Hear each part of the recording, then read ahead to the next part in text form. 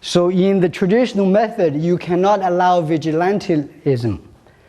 It means you can't say, I think he's a bad guy, let's go take him out. You cannot do that because your body becomes a weapon. So I have 3 disciples, Master Hong has 3 disciples. They were kicked out of the school for that reason, because they hurt people. And whenever you are confronted in a competition in a normal way, especially by young people, the true master must stop. Because when you make the real move, the other person usually is damaged for life. Because if you break the arm, put a cast when you're older, when you're 70 years old, it hurts. It rains, rheumatism, all of that. And if you hurt the knee, then you're damaged for life. And Hong never hurt anybody in his life. And Chen Fa-Ke only killed 1 person and stopped fighting the rest of his life. That's it. But we like to, like this morning, on the way here, like the Lena, we were saying, life is not theater, it's not like a movie. You learn these fancy things, you can't go out and act it out and break everybody's arm. So one of my Taiji brothers, who actually is very famous in China, because he broke over 100 arms. But it's a good story for people to tell. What about the 100 people?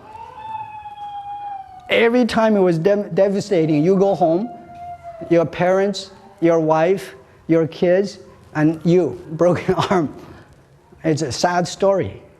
And that's why Taiji is a martial art, you can't use it. So in the ancient system, you have lots of students. The teacher will wait for a long time to see one very ethical person. You teach that person. The normal people, you can't teach them. You teach them the word because in ancient times, they are not like us. They're very dedicated. Because when you learn the art, you can be very rich. So their ethics written down or passed through masters. That's why you read everywhere that if you don't have high ethics, you cannot reach a high level. That's not true. The truth is, if you don't have high ethics, the teacher won't teach you. Because the teacher not only does not want you to harm people, he does not want you to harm him. Because when you learn the real thing, you can harm the teacher. Because the art is real, it's real. There's no other answer. So if I give you the gun, you can kill me. You can't say, I made the gun, therefore it doesn't work on me. There are no guns like that. So if the art really works, it works on everybody. And so the teacher has to find a good student. I teach you everything, you become good, you don't harm me. But how do you not harm me? That's why we always say father-son relationship. Because the son will not kill the father. Have you seen the new movie called The Grandmaster? Hong Kong movie? The Grandmaster with Ip Man's story. The Bagua. Yes. Yeah. The new movie, Zhang Ziyi, that girl is in it. That's very typical. The teacher taught the student killed the teacher. Always same story in China. That's why the teacher will never teach. The teacher will wait until 5 more minutes he's going to die. He'll tell you. Yeah. Is there a famous teacher which died by, somebody famous name? In that movie? No, not in movie. In China, do you know some cases in real life? Every case is like that. Well, I know a few Chinese masters. Yeah. Su Tang or Guo Yunshen. No, those are all stories. But in reality, every teacher got killed by the student. Master Chen. Yeah. Sorry, another question. I don't actually understand. If you're so good, Yeah. if one is so good, there's nothing to prove anymore. Yeah. It doesn't make any sense. That's why it becomes an art. Yes. It's in the art, show how it works, why it works. Because you want to act it out. Your mind changes. Today I broke his arms, I feel, oh, that's good. Maybe I can do it with him. We don't want to. Once you feel it, the temptation of power is more than you believe, more than you can imagine. Yeah. In my case, like last year, it happens again. Yeah. Huh? You got killed. I didn't get killed, but we had to kick one guy out of off the mountain, because I showed him something, then he became good. And because he became good, in Chinese tradition, people started giving him gifts, and then the ego became big, because they started going to the mountain and said, "Come with me, and buy you dinner," and then give him this, give him that, and then he changed, totally changed. Yeah, it's like it took 3 years' time, but when the first gift was received, in 3 months, he had to leave. Because the ego became so big, he started talking like, "You're shit, you're nobody, like, I'm important. See, they gave me this, and they drive me there." But you think, "I won't do that." But when it happens to you, you see. Because you won't do that because you're not there. Like, how many people are not corrupt? You go to the government at the top level, they're all corrupt. So very rarely there is one who's not corrupt. That person is very special, because everybody is normal. It doesn't happen to you. Like Hong himself was lucky, because he never became famous. So he said he was lucky because he was the communist, and he was labeled anti-revolutionary. So in his lifetime, he was never famous. But when you are famous, immediately you change. It's different. It's like talking about this is the same as talking theory. It's useless, because you have to see in action when somebody is there. Because you think about this, like what happened to the person on the mountain is like this.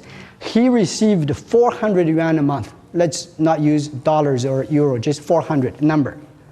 So that's about 4,000, 5,000 a year, right? 5,000.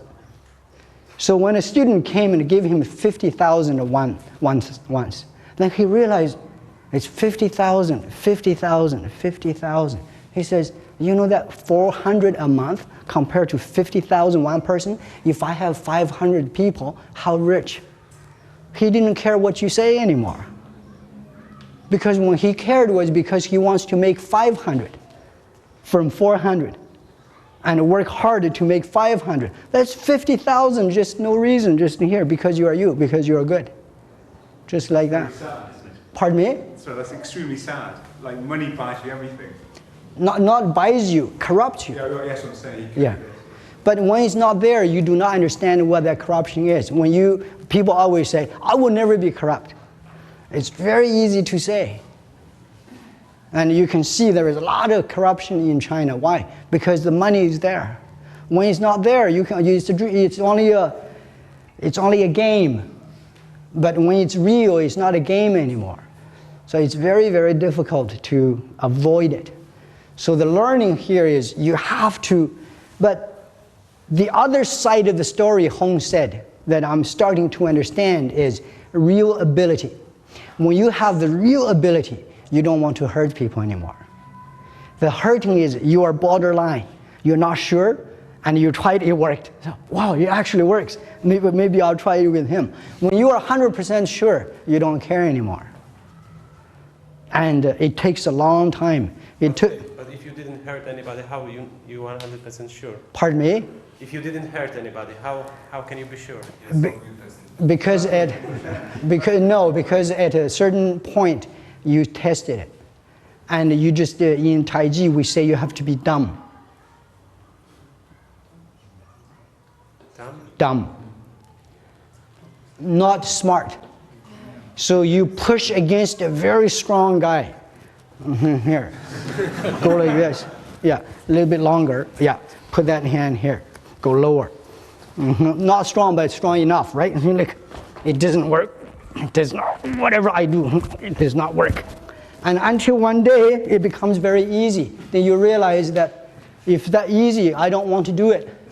Because whatever your power is, I can use one finger. And then I realize that if I use full power, that arm is way too small. And once you feel that, you realize humans become very, very small in your eyes. And you were not there. He had this friend who is very powerful. And you know the Daqingshan in front of the building, our little hotel, the Magnolia Hotel, that little place where you played, that square. The square is about this, bigger than this place, right? Bigger than this place, right? A little bit bigger. And we were fooling around. We were here in the middle, and I had like 20 Chinese people on the mountain challenging me. And I said, "You are better, that's it, okay?" And they said, "Oh, no, we're honest, we're challenging because we want to feel." And I said, "Well, if you want to feel, just do the normal thing. But when you want to challenge me," I said, "I'll lose, you win, go home." Because I don't want to fight you, right? And so they said, no, we came honestly, we want to see the power. And so I said, "But you're all very small. It's how much power?" But I had to demonstrate. So I asked his friend, and I said, you guys look at him, he's very strong. And I said, "You fight me." But that person happened to be very strange. And strange means when he saw the situation, he felt I was using him to demonstrate like he's a puppet. He didn't like that. So he came and he wanted to hurt me. And he threw a real punch. And then I blocked him, he touched me, right? And he wanted to really like hurt me like this. He wanted to do this, move on me here. And so in Tai Chi, this move here. So I went like this, and we were here. Then he went off the cliff. Like he went, gone. Like I couldn't find him. He went to the other side. And this actually is on video. Sorry, is he all right? Huh? He's still alive? Yeah, he went down there. And Master Hong bought a new camera. He was fooling around. And he said, "Huh? Where did he go?" Went there. He came back. That's what happened. I have that video. He came back and packed up, left. He refused to study. It's the opposite. He behaved the opposite of normal people.